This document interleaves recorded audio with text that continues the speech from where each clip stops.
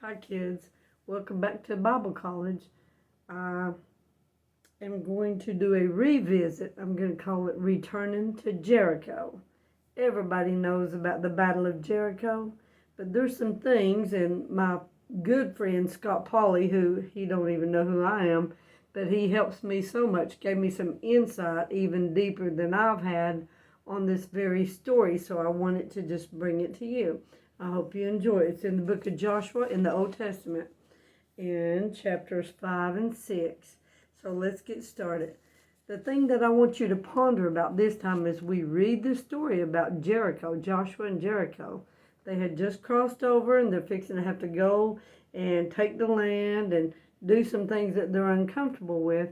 But some of the things as we go through it that I want you concentrating on is that the Israelites had to learn some special things during this trial and this triumph and this war. As they went, they had to learn to trust the Lord, and Joshua did. When God told him something, he obeyed, so he was faithful. But they had to learn to trust him, because I'm sure that when they was going around and viewing a wall, they was thinking, what kind of plan is this? But that's one thing. Then I want you to think about all the sounds that they heard.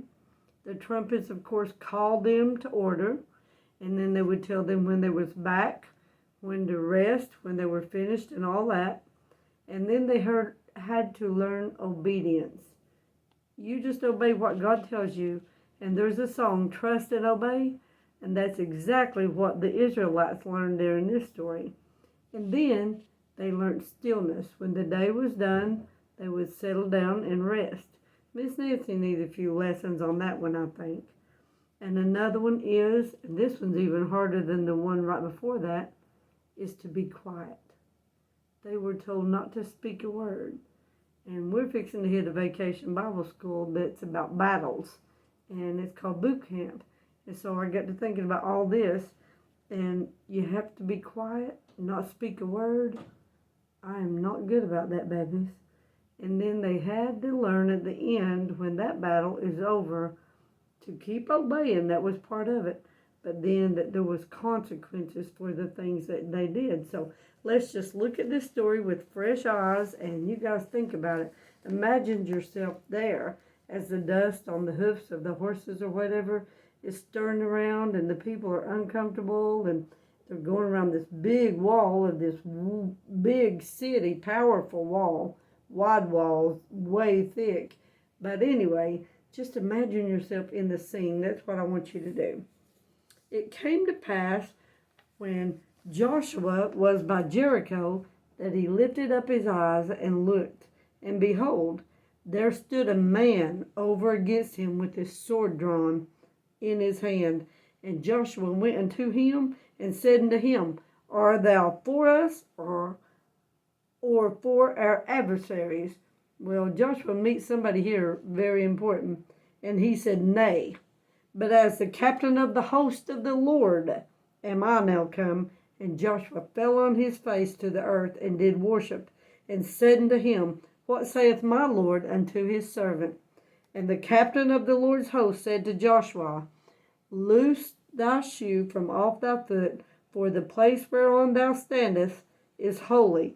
And Joshua did so. There he is, obeying again. Now, Jericho was straitly shut up. Why? Because of the children of Israel. None went out and none came in. They had heard about the children of Israel invading their land by this time. And the Lord said unto Joshua, See, I have given into thine hand Jericho and the king thereof, and the mighty men of valor. And ye shall compass the city, all ye men of war, and go around about the city once. Thus shalt thou do 6 days. And 7 priests, so imagine this sight in your mind, babies. 7 priests shall bear before the ark 7 trumpets of ram's horns. You've seen those shaped like that, and sometimes they put gunpowder in them and stuff like that. And the 7th day ye shall compass the city 7 times. And the priest shall blow with the trumpets. Da, da, da, da, da. Who knows what call they really made, but that's just an example. And it shall come to pass that when they make a long blast with the ram's horn, then they make a long blast with the ram's horn, and when you hear the sound of the trumpet, all the people shall shout. So imagine that, the big long blow on the horn, and then the shout of the people with a great shout, and the wall of the city, remember this big old wall, shall fall flat down flat. Miss Nancy turned it around.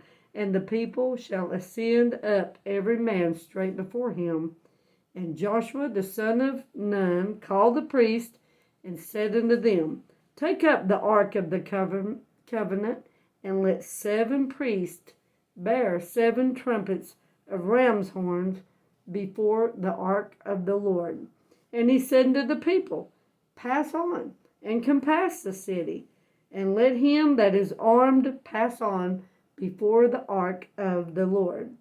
And it came to pass, when Joshua had spoken unto the people, that the 7 priests bearing the 7 trumpets of ram's horns passed on before the Lord, and blew with the trumpets, and the ark of the covenant of the Lord followed them. And the armed men went before the priest that blew with the trumpets. And the rear ward came after the ark, the priests going on and blowing with the trumpets. And Joshua had commanded the people, saying, Ye shall not shout, nor make any noise with your voice. Here comes the hardest part. It would have been for Miss Nancy, I'm pretty sure. Neither shall any word proceed out of your mouth until the day I bid you shout. Then shall ye shout. So I don't know how long this silence went on. It might have been the whole 7 days. So the ark of the Lord compassed the city, going about it once. And they came into the camp and lodged in the camp. And Joshua rose early in the morning, and the priest took up the ark of the Lord. And the 7 priests, bearing 7 trumpets of ram's horns before the ark of the Lord, went on continually and blew with the trumpets. And the armed men went before them, but the rear ward came after the ark of the Lord, the priests going on and blowing with the trumpets. And the second day, so that was the first day. Miss Nancy missed that the first time I was reading to it this time. So they had to be quiet and not say a word. And the second day, they compassed the city once and returned into the camp. So they did 6 days. And it came to pass on the 7th day that they rose early about the dawning of the day and compassed the city after the same manner. Now, not only do I want you to think about everything you were seeing out there with the trumpets and the priests and the ram's horns and all the sounds and all that, and the quietness of the people. But think about the people inside Jericho. What was they seeing and hearing? I imagine they might have been laughing at the Israelites. I mean, you think, what in the world are they doing? And all that boom, doo-doo-doo. But yet they wasn't doing nothing. But now we're on the 7th day. So, early that morning at the dawning of the day, they compassed the city after the same manner 7 times. Only on that day, they compassed it 7 times. So they were told to, and they did it in the same manner as the one time around the 6 previous days.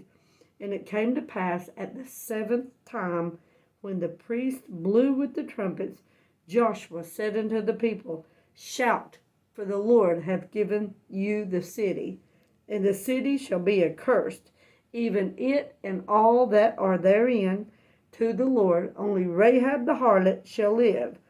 And this is a different story for a different time, but Rahab had heard of the Israelites invading the territory, and she agreed to hide 2 spies that came in, and she kept them safe and sent them out and told them what to do.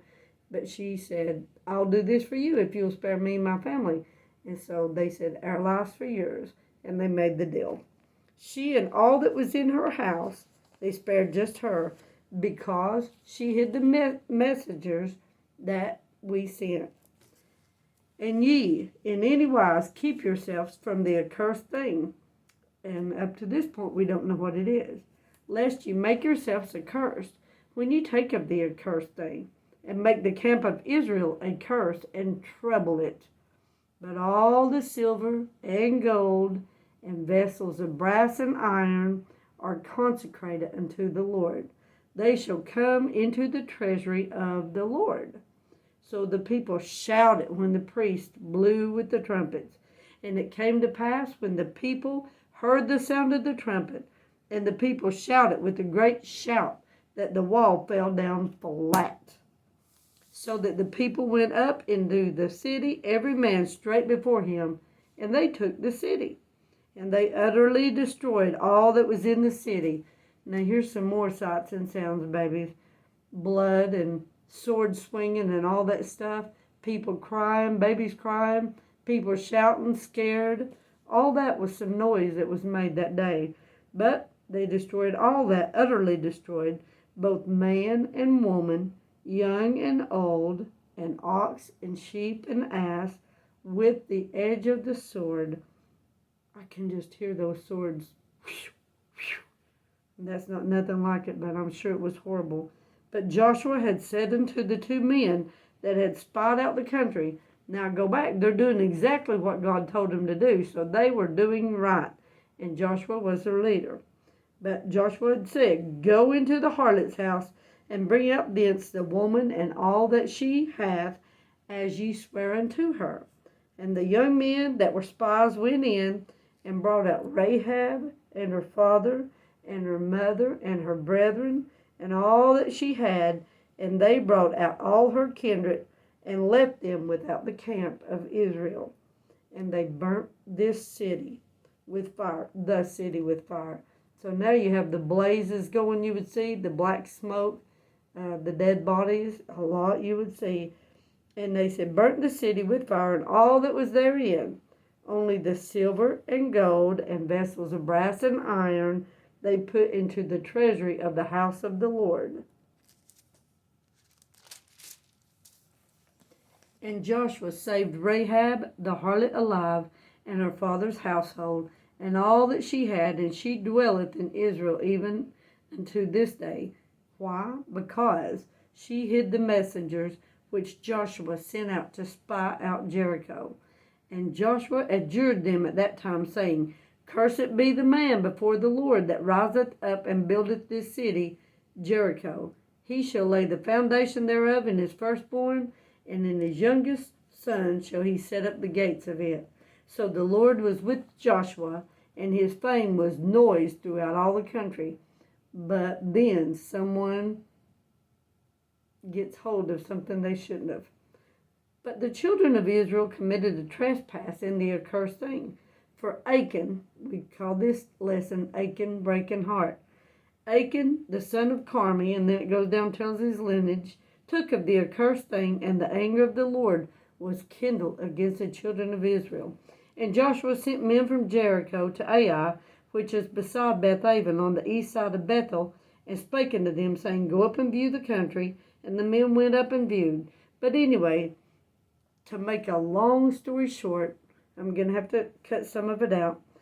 The children of Israel could not stand against this next little city, and the reason why was they didn't ask the Lord.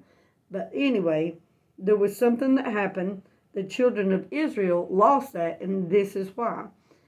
God tells them, up, sanctify the people, and say, sanctify yourselves against tomorrow. For thus saith the Lord God of Israel, there is an accursed thing in the midst of thee, O Israel.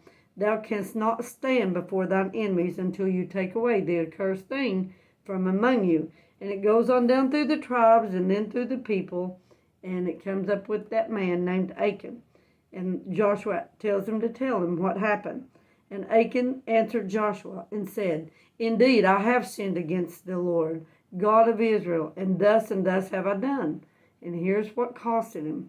When I saw among the spoils a goodly Babylonian garment, and 200 shekels of silver, and a wedge of gold of 50 shekels, then I coveted them. That means he wanted them so bad he didn't care what the cost was, and took them, and behold, They are hid in the earth in the midst of my tent and the silver under it.